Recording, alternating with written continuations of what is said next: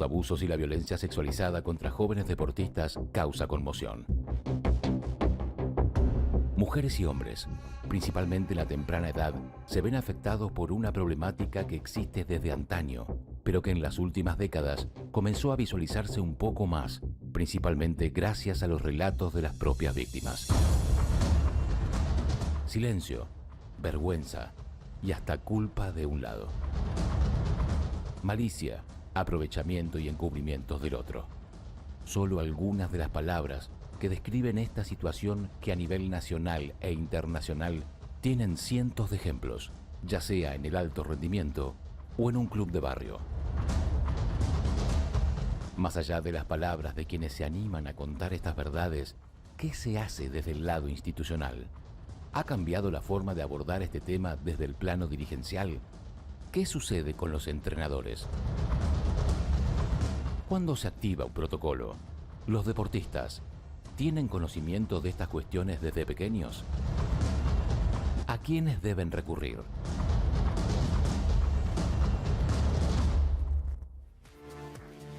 Y en la mesa de análisis de este día jueves, un tema muy sensible que nos toca muy de cerca también por muchos testimonios del deporte nacional, también internacional, claro. Y para eso abrimos el juego y también aprovechamos para hablar con especialistas y con personas que tienen mucha experiencia en la materia. El agradecimiento primero a Luis Velasco, presidente de la Federación de Vela. Gracias, Luis, por estar con nosotros.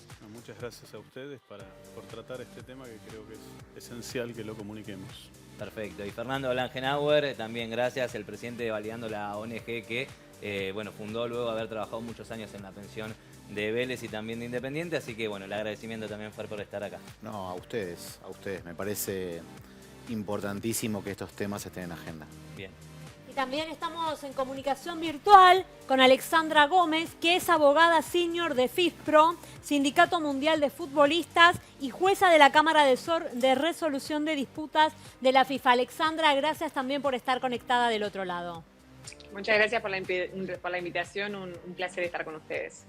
Bien, un tema sensible, sí, claro, particular, y que el objetivo fundamental es ¿cómo prevenimos desde las diferentes áreas del deporte, nosotros como medio de comunicación, presidentes de las federaciones, organismos y demás, cómo hacemos para prevenir, sobre todo en el deporte de desarrollo, en el deporte juvenil, los abusos sexuales? ¿Cómo podemos trabajar para precisamente erradicarlo?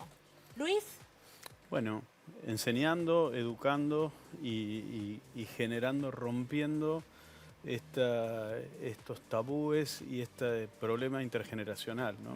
Nos pasa que los chicos nos ven muy distantes en muchas cosas, a los dirigentes, estamos en temas que ellos entienden que para nosotros pueden no ser importantes y el romper a través nuestro directamente, a través de deportistas intermedios que se acerquen generacionalmente a ellos, es muy importante que aprender cuáles son los motivos por los cuales existen esos tabúes, esa falta de diálogo. Cuando tuvimos algunas entrevistas con personas que han denunciado este tema, la pregunta sistemática de la federación es decir, ¿por qué no denunciaron antes? ¿Por qué no vinieron con nosotros? ¿Por qué no vinieron con las autoridades del club, en donde hay muchísima gente buenísima que hubiese ayudado?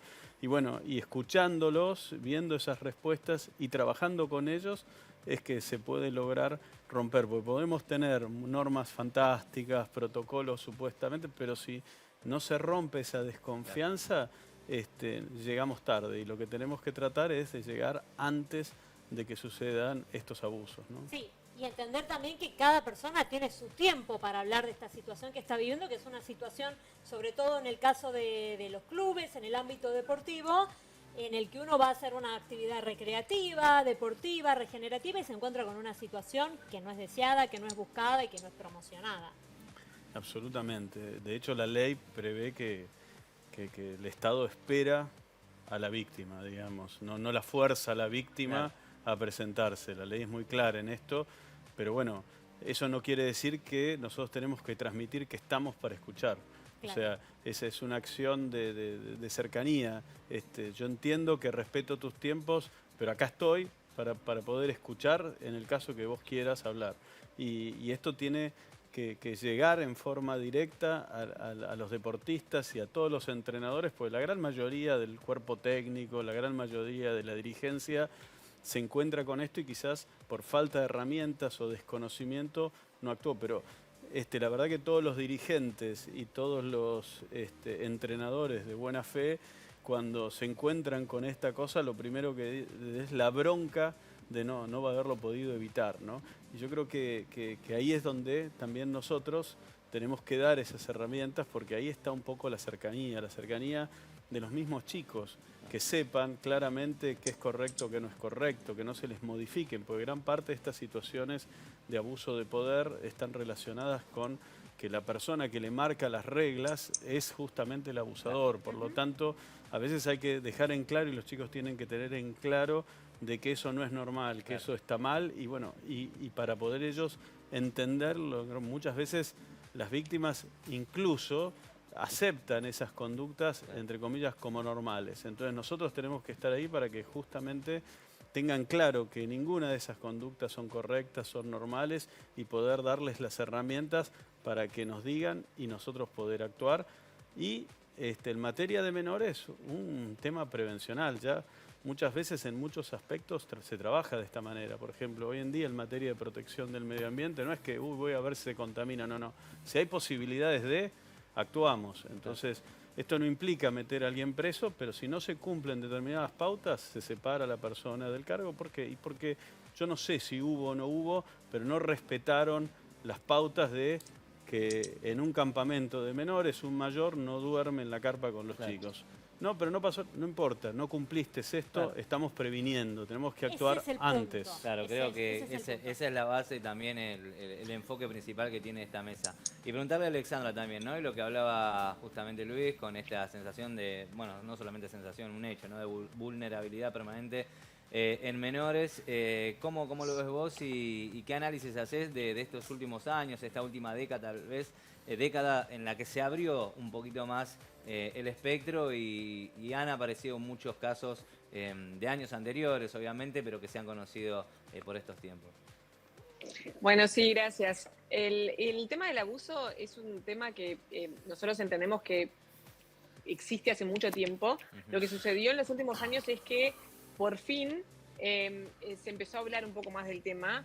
Se empezó a tipificar conductas que quizás antes no se consideraban abuso, porque hay determinadas conductas que son como muy claras, ¿no? Y hay otras que quizás no tanto. Y estamos en ese proceso de evolución, que igual es lento, en el cual se está empezando a tipificar conductas que se dice, bueno, esto no está bien. Que un entrenador le diga, dale, corre gorda a una jugadora, no está bien, y eso es abuso. Y hay que llamarlo por lo que es, por ejemplo, ¿no?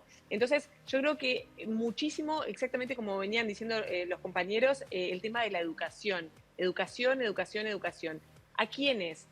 A los deportistas, menores o mayores, a todo el cuerpo técnico, a todo el personal del club, a todo el cuerpo directivo, porque los directivos tienen que entender de qué estamos hablando para poder actuar en una situación de necesidad. Y en caso de menores, muy importante educar a los padres. ¿Para qué? Para que empiecen a estar alerta a determinadas conductas que pueden llegar a llamar la atención, que pueden llegar a ser distintas con sus hijos y que se deben a una situación de abuso. Entonces, esa parte para mí es sumamente importante. Pero también hay que mirar un poco cómo se dan las estructuras deportivas. Me pareció excelente el ejemplo de lo del campamento que mencionaban, pero hasta en la diaria. Claro. No debería de haber ninguna situación en la cual un adulto, sea el entrenador o cualquier persona del club, esté solo con un menor. Nunca se debería de dar. Y esto es a los efectos de prevención, ¿no? Por lo menos esa política de 4 ojos, ¿no? De tener a 2 personas que siempre estén como para que, bueno, si prevenir que pasen conductas y si llegara a pasar algo que ya quizás pueda existir un testigo, por lo menos 2 personas. Pero también muy importante, y eso creo que es un problema que todavía tenemos grande, que no se actúa sobre los rumores. Okay. Muchas veces cuando salta un caso de abuso, todo el mundo dice, sí, yo había escuchado algo, alguien me había comentado algo, Pero era todo rumor, rumor, rumor. Y pasan años de rumores. Claro. Y hasta que no salta algo en concreto con evidencia firme, no pasa nada. Entonces, hay una responsabilidad muy importante de que se actúe sobre los rumores. ¿Y qué quiere decir eso? ¿Es culpar a alguien sin dar pruebas? No, para nada. Pero es investigar. Claro. Hay un rumor de que pasó algo, investigo. Y es una obligación y hay que tomarlo con mucha seriedad. Es muy raro que se genere un rumor de abuso si no existe nada de verdad. Es raro, puede suceder, pero investiguemos. Claro. Investiguemos. Una de las personas que más me enseñó sobre este tema, que se llama Kat Craig, que ha trabajado mucho en el tema de abuso, siempre dice, err in the side of caution, que es que cometas un error siempre tratando de prevenir. O sea, si le erraste y suspendiste a alguien un tiempo determinado porque había muchas alegaciones y querías investigar, es mejor ese daño que dejar a chiquilines o chiquilinas bajo la supervisión de una persona que puede llegar a ser peligrosa. Entonces, siempre poner en el balance qué es lo más lógico. Y muy importante también tener protocolos adecuados. Y cuando tenés un protocolo, el protocolo tiene que ser muy claro, o sea, el lenguaje tiene que ser simple, tiene que ser entendible para todo el mundo y tiene que ser ejecutable, tiene que ser claro qué es lo que yo tengo que hacer si quiero reportar algo, qué va a pasar cuando yo reporto, quién se va a enterar, si es confidencial, si no es confidencial. Todas esas cosas son como sumamente importantes para tener un poco mejor protección. Eso es un poquito los comentarios iniciales. Clarísimo, Alexandra. Fer, Gracias. y en tu caso, ¿no? En particular, ¿cuál es tu opinión? ¿Cuál es tu experiencia? ¿Cómo se puede trabajar en la prevención para no lograr el después que tengan que suceder estas situaciones? Bueno, a ver, me quedo con lo que decía la doctora recién. El ambiente del fútbol primero es un ambiente muy machista, ¿sí? Y hay mucho de esto que los entrenadores hablan con los jugadores de una manera que ya no se habla hace 50 años, Claro. con palabras inadecuadas. Nosotros no podemos, en planteles de 35 jugadores, es muy posible que haya chicos que tengan orientación sexual distinta a la heterosexual. Claro. Y posiblemente en esos ámbitos hay muy poca posibilidad de ponerle palabras, porque un chico no se anima. Lo que nosotros trabajamos mucho en Validando como prevención es lo que tiene que ver con la educación emocional. La educación emocional es lo que tiene que ver con el registro de las emociones, con poder primero registrarlas y después cómo abordarlas. Claro. O sea, los de mi generación, de 40, nosotros no tuvimos ese tipo de prácticas. Claro. O sea, nunca nadie nos enseñó a, bueno, si estás triste, poder contar lo que te pasa, si te duele algo, si sufriste por algo. Bueno, en mi espacio de laburo en el fútbol, tanto en Vélez como en Independiente. Y en pensiones. Y en pensiones, o sea... Con lo que eso significa, ¿no? Háganse la idea, pensiones, chicos del interior del país que venían a través de captaciones de scoutings. Total. Lejos de la familia, lejos de los amigos. Bueno, yo empecé dando clases de teatro. Daba clases de teatro a chicos de pensión para que puedan expresarse. Mira. Porque ellos te cuentan de su pueblo, del fútbol. Ahora, los sentimientos más puros que tienen, no te los cuentan. Cuando pasamos a Independiente, esto fue también uno de los temas como muy importantes. Y todo eso es educación emocional. Es preparar a adolescentes, a jóvenes, emocionalmente, para que estén abiertos a contar cuando algo les pasa. Eso nos dio la posibilidad en el 2018, cuando hicimos la denuncia, después de descubrir cosas que estaban pasando fuera del predio, de poder legitimar una ronda con 60 jóvenes. Chicos, quiero que sepan que nosotros sabemos lo que está pasando, que nadie hizo nada que haya estado mal, pero que hay personas adultas que están cometiendo un delito y que confíen en nosotros, que nosotros vamos a acompañarlos. En esa ronda hay algunos que les parece gracioso, se ríen, otros que se sienten más incómodos, pero eso dio la posibilidad de que varios se acercan a decir, che, Fer, me pasó esto. Claro. Y a partir de ahí empieza el acompañamiento, pero todo eso es imposible sin educación emocional, sin esa parte previa en la cual vos preparás al joven para que lo pueda contar. Y esa educación emocional también es para no llegar a ese extremo, ¿no? Como para decir, no, pará, esto que quiere hacer un adulto conmigo no está bien, no tiene que pasar y tener las herramientas y la emoción suficiente para decir no e ir a contarlo. Y con lo complejo que es, porque Claro. uno como mayor tal vez ante un cargo, llámele jerárquico, más grande, a veces cuesta. Imagínate un niño vulnerable del interior, lejos de su familia, que tiene ganas de jugar y que por ahí si yo no accedo, tal vez no juego, con todo Por eso lo que eso eso significa. no cumplo el sueño de mi familia, o sea, son un montón de cuestiones. Hay muchas cosas que son muy complejas, que tienen que ver con, a ver, yo soy licenciado en Ciencias de la Educación. Ujú, Decidí mi carrera cuando terminé el secundario. claro. En el medio me arrepentí y me cambié de carrera. Después volví. Ahora, un chico que quiere jugar al fútbol tiene que decidir a una pensión a los 13, 14 años. Claro.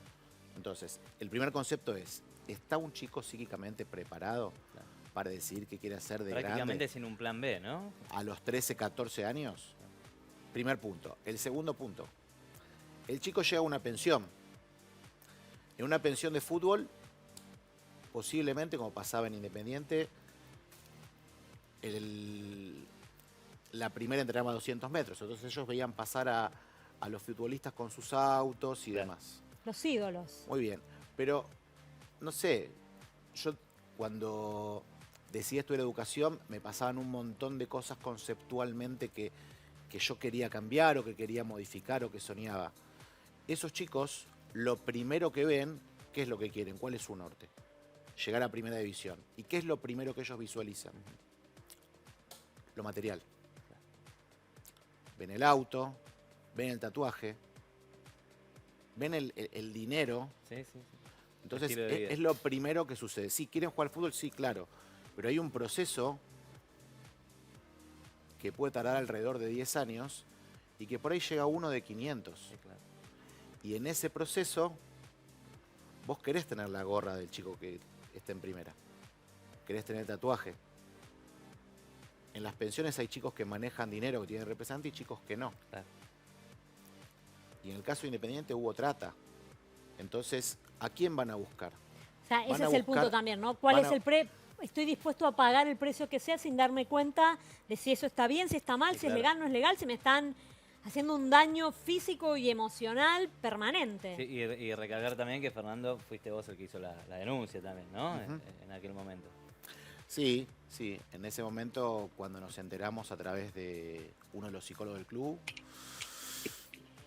fue cuando posteriormente hablamos con el equipo, al cual estoy agradecido porque hemos trabajado muy profesionalmente y a partir de hicimos la charla que les conté recién y después hablé con el que era mi coordinador, con los directivos y por suerte el club nos apoyó, hicimos la denuncia.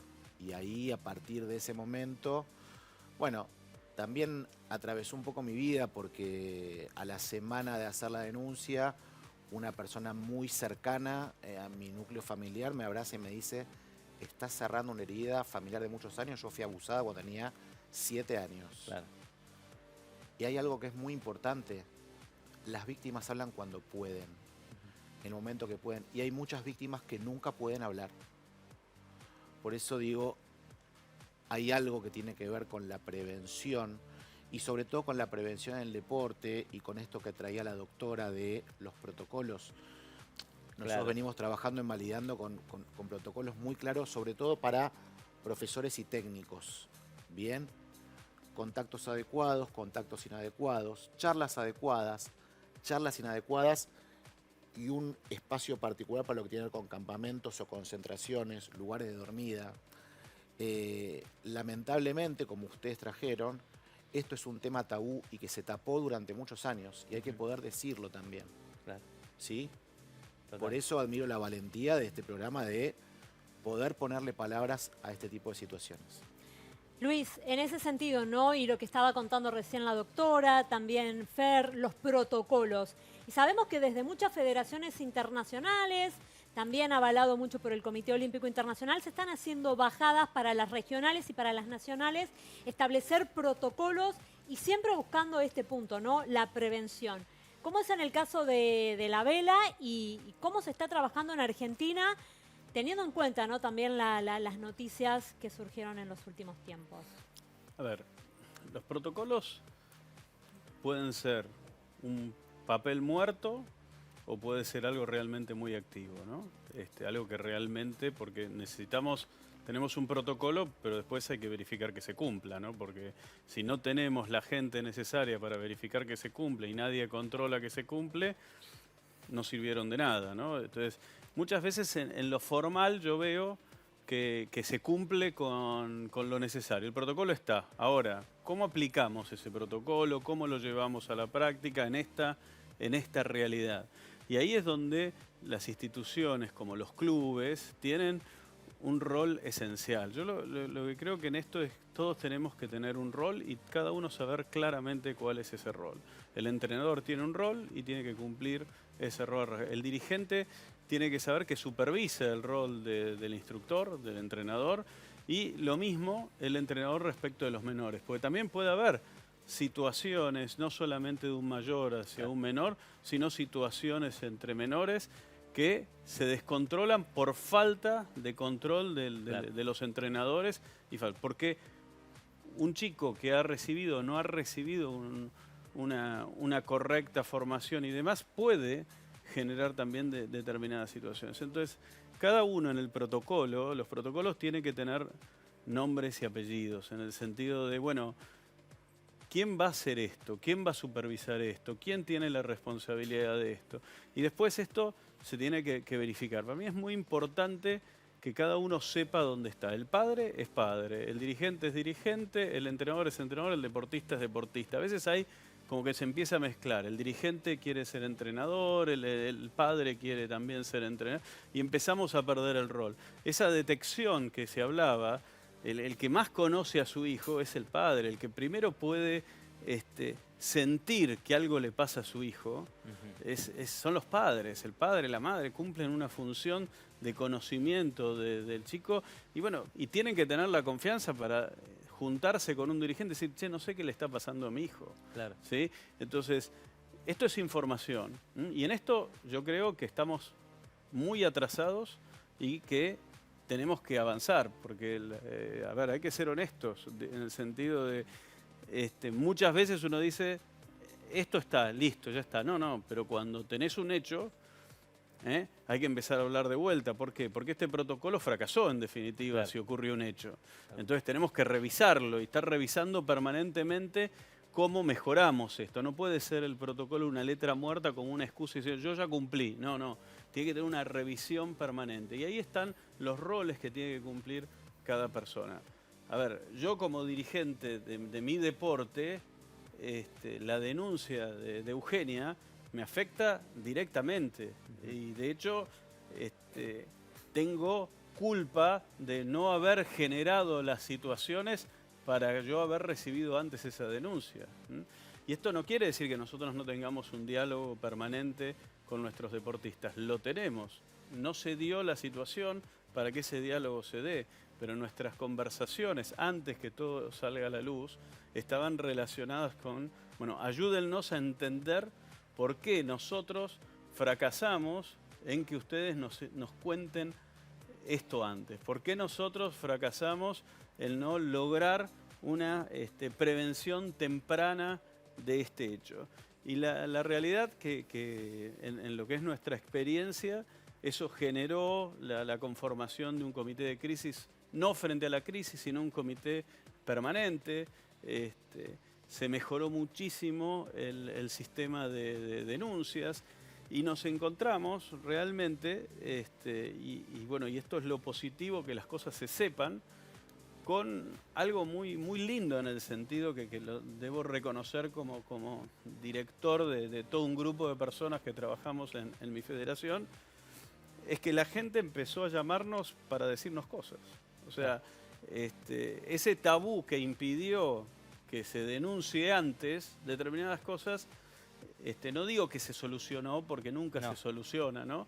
pero resulta que nosotros de golpe, a través de ese canal que lo mejoramos, generamos anonimato para la persona que quiere tener anonimato y demás, empezamos a recibir y eso generó distintas actuaciones, no de hechos tan graves quizás, pero sí de hechos que pueden prevenir al estilo lo que estaba hablando la doctora, que en definitiva nos permitieron ir antes del problema. Estamos recibiendo inconductas ocurridas en diciembre, en el mes a fines de enero. Claro. O sea, y esto genera, desde el punto de vista nuestro, una doble responsabilidad, porque si la gente está confiando en nosotros, Claro. nosotros Hay que tenemos que responder con una actuación medida, porque siempre las actuaciones tienen que ser medidas, respetando las leyes, y como les decía, y en algunos casos preventiva. Total. O sea, yo no tengo un sumario concluido, pero bueno, estamos con menores. Hasta que no resolvamos definitivamente este sumario, vamos a tomar una decisión preventiva respecto de si hay que separar o no preventivamente de esto a una persona. Bien. Tomamos esa medida preventiva porque corresponde que así sea. Después resolveremos en forma definitiva, respetando los tiempos de derechos de defensa y demás que tienen que darse. Pero actuamos.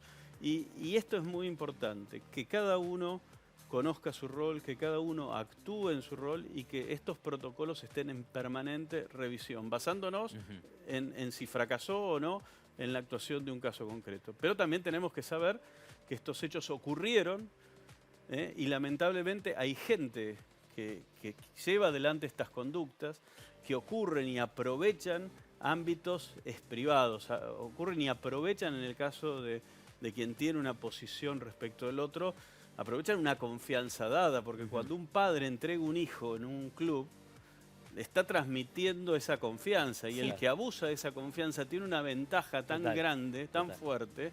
Entonces, bueno, todo el tema de los estudios que se hacen preocupacionales, que hay que trabajar muchísimo para una detección temprana, todo lo que es hacer esto periódicamente, para que no sea, cuando entré a trabajar me hicieron, no, esto hay que repetirlo, esto hay que ver, hay que estar encima, el dirigente tiene que estar en conversación permanente con los clubes, es decir, no es un trabajo de armar un protocolo y esperar. Bien. Este es un trabajo porque no vamos a solucionarlo de forma completa, va a seguir habiendo gente que va a tratar de llevar adelante estas conductas. Por lo tanto, nosotros tenemos que estar atentos para poder evitar que ocurran y cuando ocurren los hechos, que tengan la confianza en nosotros para denunciarnos el hecho e inmediatamente actuar y responder a la confianza que nos dan quienes nos traen las denuncias. Bien, perfecto. Es un tema para no bajar la guardia, ¿no? Y seguramente lo vamos a seguir hablando en un ratito. Sí, totalmente. Vamos a ir a un pequeño corte, pero antes te digo y te lo dejo picando, Alexandra, porque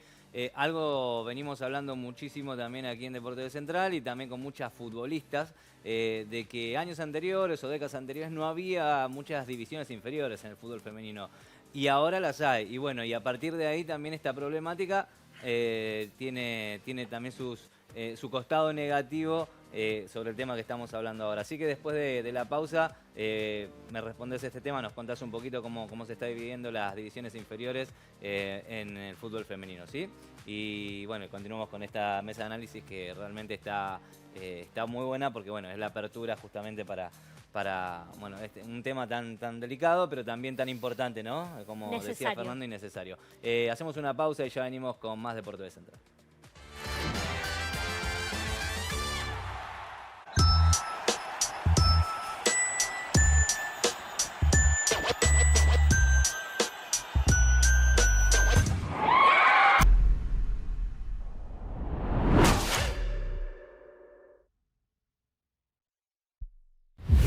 Taekwondo se incluye en Tokio y vos apareces también ahí en ese camino. Fui el primer argentino que llegó al para taekwondo a un juego olímpico.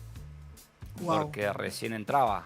Entraste justo y te Entré llevaste ahí. la de bronce. Y me digamos. llevé la de bronce. No, Si gané el preolímpico antes de los juegos y no lo podía creer, imagínate la medalla. No. Yo me fui a la pieza y ponía la medalla al lado y me despertaba y la miraba a ver si era verdad Ay, o no. No es un sueño, no es un sueño. No, yo la no lo, tocaba, podía, chabón. no lo podía creer.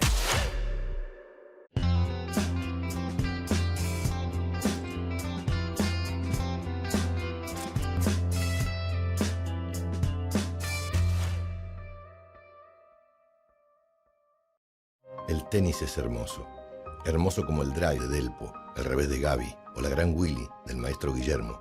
Hermoso como nosotros, pobres mortales, intentando imitar sus golpes hasta el hartazgo, aunque los nuestros terminen en la red, el alambrado o la cancha de al lado.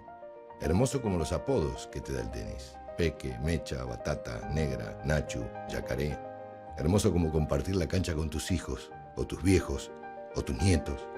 Hermoso agarrar la raqueta ya de grande. Excusa hermosa para juntarte con los que querés. Hermoso porque podés verte espectacular fuera de la cancha, aunque a veces no te veas tan espectacular adentro. Hermoso como la victoria, contra un amigo en un interclubes, o una victoria como la de Zagreb. Hermoso hasta en la derrota, porque sabés que hay revancha. Hermoso mirarlo, hermoso jugarlo. Hermoso día para agarrar la raqueta, ¿no?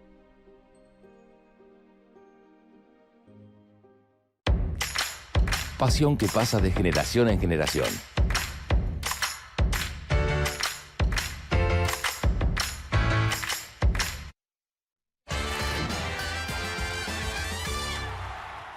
Continuamos en este Deporte Central de día jueves con una mesa de análisis que, bueno, realmente teníamos muchas ganas de hacerlo hace un tiempo y, bueno, hoy con especialistas en la materia estamos aprendiendo también nosotros. Y vamos con Alexandra, entonces, que, bueno, nos había quedado pendiente una pregunta del bloque anterior, cómo se relaciona este tema y cómo se lleva este tema adelante también con las divisiones inferiores en el fútbol femenino, que años o décadas atrás no eran tan, digamos, no tenían tantas chicas jugando y hoy por hoy ha crecido muchísimo. Bueno, sí, efectivamente, ¿no? Por suerte está creciendo muchísimo el fútbol femenino y también en las divisiones inferiores. Y bueno, ese crecimiento se tiene que dar con un buen acompañamiento, ¿no? Pero creo que es muy parecido a lo que les decía anteriormente. Con más razón tenemos que tener los protocolos muy desglosados, tenemos que aplicarlos estrictamente, tenemos que estar siempre seguros de que las chicas no están solas con un entrenador. Tenemos que tener un poquito de cuidado el poder que le damos a determinadas personas dentro del club, ¿no? En inglés a veces se les llaman los gatekeepers. ¿Qué son los gatekeepers? Son esas personas que son ellas las responsables de decir vos sí y vos no. Claro. Vos vas a pasar a la siguiente división y vos no. Entonces, esa persona tiene tanto poder que puede realmente ejercer muchísima presión sobre cualquier deportista y obviamente mucho más si son menores de edad, ¿no? También por el contexto que veníamos hablando de todo lo que significa lograr, en definitiva, al final de ese camino, el profesionalismo, ¿no? Entonces yo creo que esa parte es sumamente importante, pero también es importante un punto más, que es que cuando se descubre un caso de abuso, se vaya a fondo. Okay. Y hay veces que es difícil porque obviamente que, como bien lo decían y estoy 100% de acuerdo, no se tiene que presionar a las víctimas para que hablen, no es la culpa de ellas o de ellos, entonces digo, no hay que trasladarles el problema a las víctimas, estoy 100% de acuerdo. Pero todo lo que se puede hacer, si un club descubre que hay una situación de abuso, a tal punto de que decide echar al entrenador o a la entrenadora abusiva, si lo echan, no es suficiente echarlo, porque luego otro club que no se enteró de esa situación, porque quizás esa situación permaneció dentro de la interna del club, lo contrata de vuelta y otra vez va a estar de repente dirigiendo a menores. Y este es un caso que lo vemos todo el tiempo. Sí, todo el tiempo. Entonces tiene que quedar claro, porque también está esa responsabilidad. Si yo soy dirigente de un club y despedí a un entrenador por un caso de abuso, aunque no haya existido un proceso penal o lo que sea, mi razón por la cual lo despedí fue por una actitud abusiva frente a un deportista. Si yo veo que otro club lo contrata, no llamo a los dirigentes de ese club y le digo, che, mirá que esto pasó. O sea, eso es lo mínimo, debería de ser público, pero lo mínimo, por lo menos, esa decencia de la solidaridad, ¿no? Tenemos que actuar todos juntos en esto. Si hacemos nichos por separado, una protección plena no es posible. Tenemos que estar todos en conjunto. Por eso es tan importante, no podemos decir, bueno, ¿qué es prioritario? Bueno, voy a hacer solamente educación. No, todo junto, es un paquete. Es educación recontra importante a todo el contexto, incluidos los deportistas obviamente, pero también los protocolos, también estar seguro, bueno, las pericias, yo no puedo poner al frente a dirigir a menores de edad a personas que quizás no están bien de la cabeza. Muchas veces no existen ese tipo de controles, ¿no? Tenemos que ser como muy rigurosos. Y tanto en el fútbol femenino como en el fútbol masculino, porque en el fútbol femenino las chicas, tengo que decir que en los últimos años han sido sumamente valientes en traer esto y hablar de los problemas, etcétera. Y en el fútbol masculino, por el tema de la cultura del macho y de que yo no cuento nada de lo que me pasa, Sí, la viene vergüenza. pasándose muchísimo el tema del abuso y sin embargo se sabe menos. Entonces, no creamos que es un tema exclusivo de las mujeres. Sí pasa más en las mujeres, pero le pasa a muchos hombres también, y más a nivel de inferiores. Y en ese sentido, Alexandra, ¿cómo hacemos para también a los jugadores y a las jugadoras y a los deportistas en general, ¿no? ¿Cómo les damos herramientas para que, por ejemplo, en un deporte de conjunto tengan el liderazgo suficiente de decir, no, para, acá en el vestuario estas personas no entran hasta acá? ¿Cómo hacemos para darles las herramientas y empoderarlos o empoderarlas para que ellos puedan tener el control de ese ámbito tan privado, por ejemplo, como es el vestuario? Bueno, nosotros desde FISPRO hace unos años que venimos como adentrándonos más en este tema del abuso y hemos impartido como varios cursos para nuestros gremios afiliados, como para que ellos puedan ir a los vestuarios y hablar con los y las futbolistas y realmente explicarles cuáles son las acciones que se pueden tomar, a quién pueden llamar. Siempre sugerimos que existan líneas confidenciales también, porque muchas veces, por más de que existe una confianza quizás entre el futbolista y el gremio, es muy difícil hablar de estas cosas.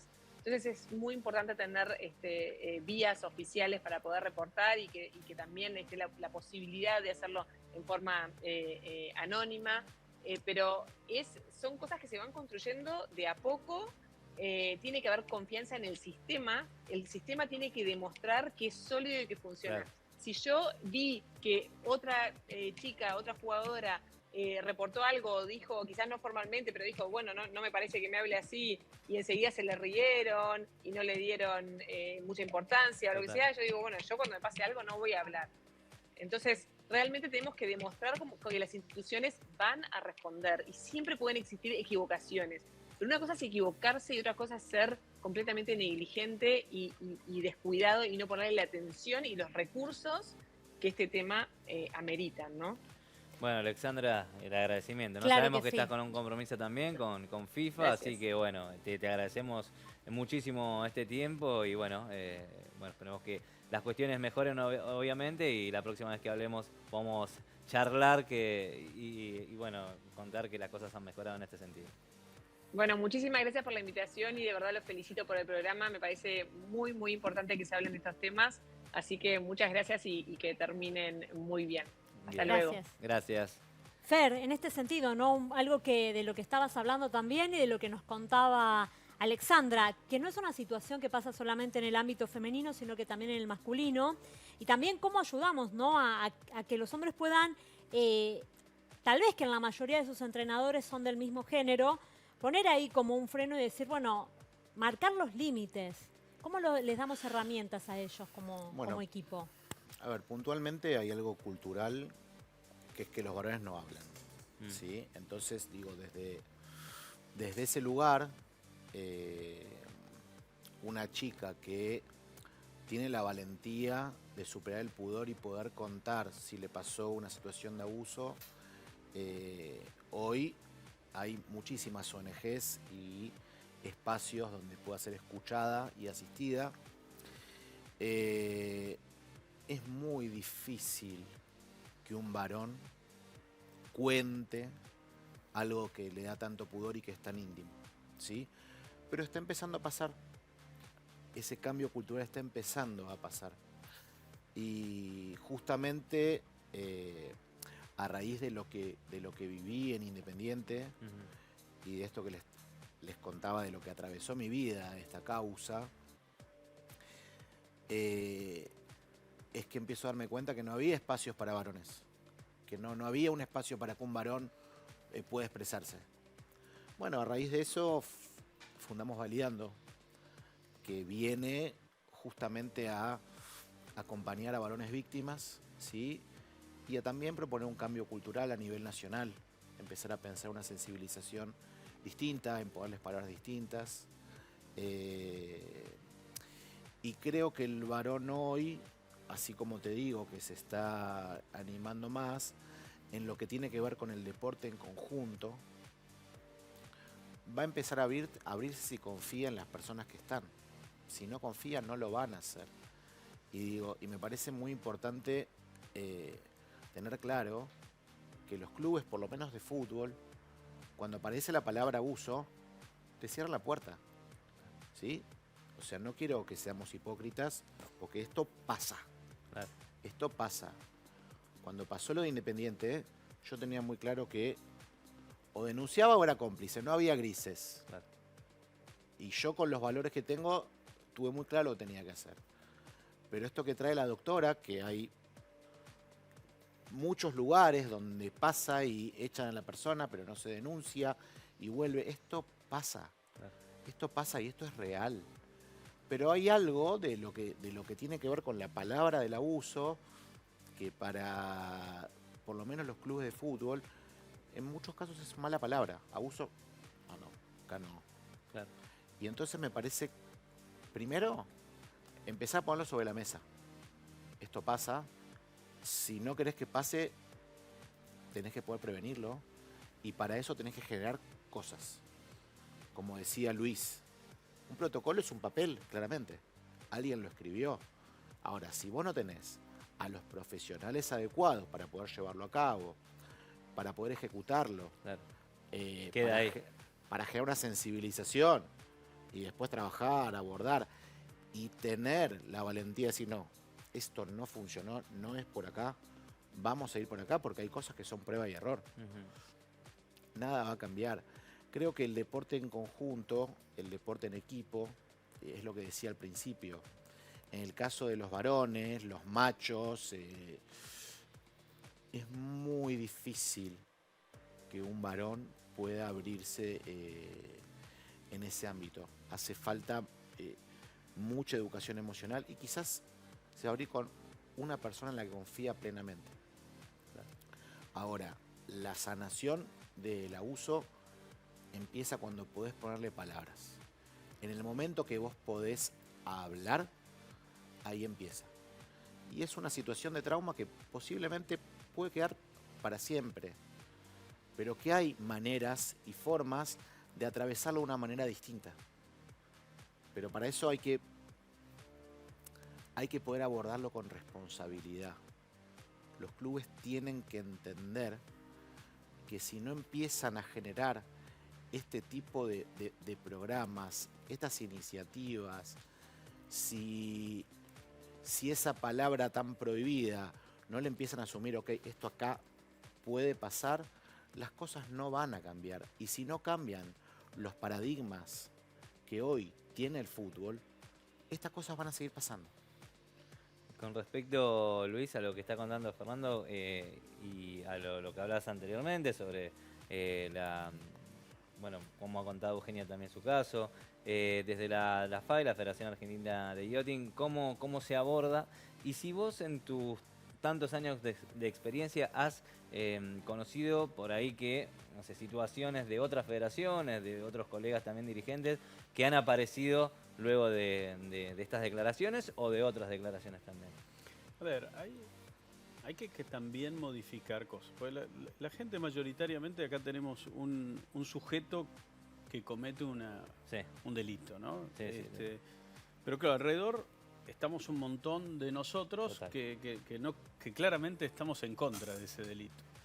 Pero también hay mucha gente que mucho tiempo pensó que lo mejor era que no se sepa. Claro. Y no lo hacía con mala leche, ¿no? Porque la realidad que decía, no, y si se entera todo el mundo y vas a ser el indicado. Entonces, esto es algo que hay que conversarlo y ponerlo sobre la mesa y decir, bueno, no, acá lo importante es que conversemos y a veces escuchemos cosas que no nos gustan. O sea, a ver, cuando vos entrás en un diálogo con alguien que vivió una cosa de estas, obvio que vas a escuchar y hasta por ahí te tiene que recriminar. Lo que pasa es que cuando me recrimine algo y yo diga, bueno, puedo decir, tenés razón, o puedo empezar a defenderme y decir, no, lo que pasa que usted... Y entonces empieza la idea de ocultemos. ¿Por qué? Porque esto afecta a la institución. Lo mismo pasa con los accidentes.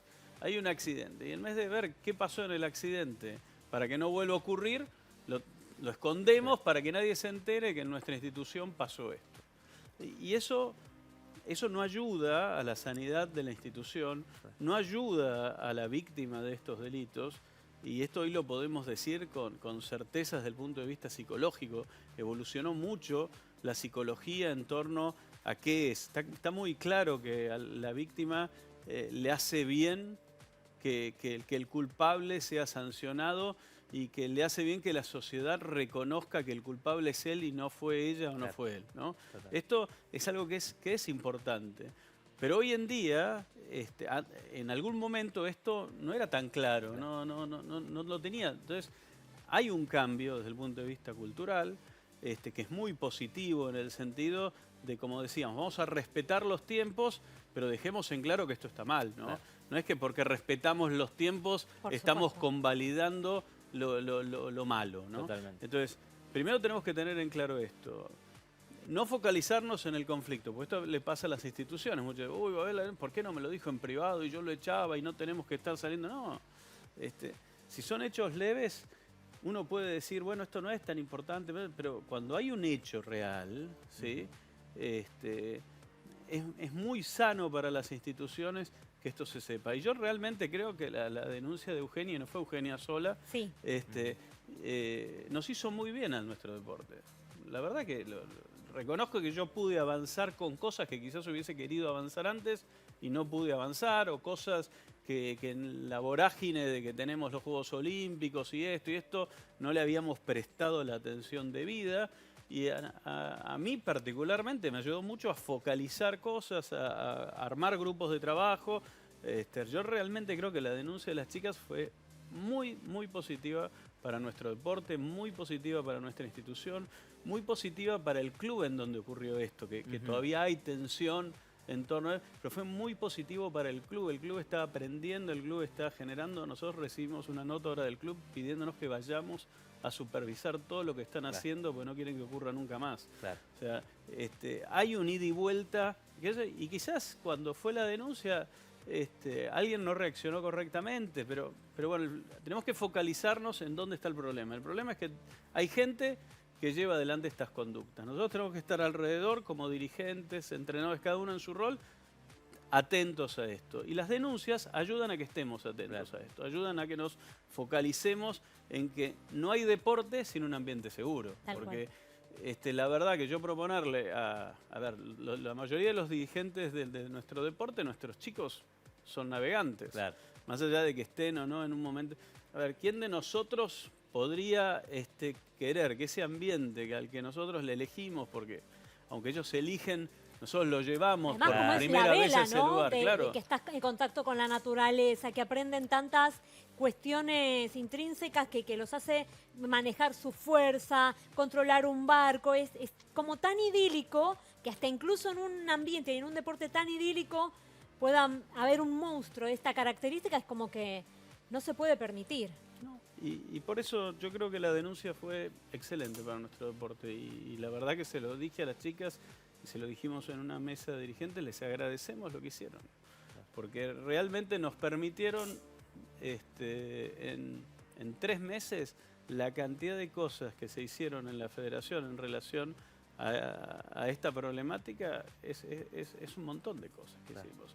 Y no es que no las queríamos hacer antes o que no las teníamos como el protocolo, porque nosotros le enseñábamos a los entrenadores, estaba en el momento lo del tema del respeto, en la página de la FAI está publicado lo que es el respeto al comportamiento de los chicos. Todo eso estaba, digamos, en lo formal estaba, pero esto nos permitió como deporte focalizarnos, surgió un problema, se actuó frente a ese problema, está actuando la justicia, que nosotros debemos estar en permanente colaboración con la justicia porque hay un hecho denunciado en donde hay una persona imputada y esa persona imputada en este momento está detenida y bueno, y nosotros estamos todas las instituciones para ayudar a la justicia, pero haciendo nuestro trabajo. No es que la justicia hace un trabajo, y nosotros hacemos otro. Nosotros tenemos que trabajar para adentro, para que esto no vuelva a ocurrir, y si llega a ocurrir, que los canales de comunicación y de ayuda lleguen mucho antes de lo que llegaron en este caso. Es un tema sin dudas incómodo, ¿no? Claro. Porque como contaba Fer, como contaba Luis y también la doctora Alexandra, no es una situación en la que todo el mundo quiere hablar. No. Durante muchos años fue tabú, se han escondido y siempre se ha tenido como a la víctima, la responsable de esta situación. Sin embargo, Dani y compañeros que han venido hoy aquí, es un tema que nos interpela y nos obliga a cambiar y a no bajar la guardia y a siempre estar en permanente pensar, accionar y prevenir, fundamentalmente, que es como el gran objetivo del programa del día de hoy. Sí, creo que a lo que decía Luis recién, nadie está exento que le pase una situación así. Claro. Ningún club, ningún colegio, ninguna universidad, ninguna empresa. Y me parece que hay que prepararse. Hay que prepararse, hay que saber que esto está y que hay que ocuparse. Claro. Ocuparse. Me parece que es lo más importante, y me parece que esto que traía Luis, que la denuncia nos ayudó. Bueno, a ver, esto pasó en tenis de mesa en el CENAR hace algunos años, pasó en el rugby, ahora tocó el yachting, pasó en el fútbol, y todos los demás casos que no sabemos qué pasó, y todas las personas que no han podido hablar. Entonces me parece que a nivel nacional tiene que poder pasar algo diferente. Y creo que me parece que la mejor manera de trabajar, también lo que traía la doctora, con los padres. Claro. Los padres, que son los que traen los chicos a los clubes, a los deportes. Sí, que confían a sus hijos. Sí, y son nuestros socios, son las personas con las que trabajamos en conjunto, porque son los responsables legales de los menores. Claro. Entonces, con esa responsable legal, primero le tenés que contar lo que haces con los chicos. Hoy vamos a hacer una actividad, vamos a trabajar aspectos de educación emocional, de prevención. Los padres tienen que estar informados todo el tiempo. A mí me ha tocado tener que contarle a una madre en el interior del país que su hijo había sido abusado. Claro. O sea, no hay momento más desgarrador que eso. Pero bueno, me pasó. Me pasó, y por suerte esas madres conocían el trabajo que hacíamos con sus hijos y cómo los acompañamos. Nadie está exento que le pase.